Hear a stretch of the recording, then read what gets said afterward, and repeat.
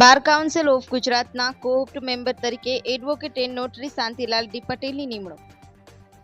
Bar council of ગુજરાતના પ્રમુખે વર્ષ 2024-25 માટે કોઓપ્ટ મેમ્બર તરીકે સુરતના સિનિયર એડવોકેટ એન્ડ નોટરી તથા સાઉથ ગુજરાત નોટરી વેલફેર એસોસિએશનના પ્રમુખ શાંતિલાલ ડી પટેલની નિમણૂક કરી છે.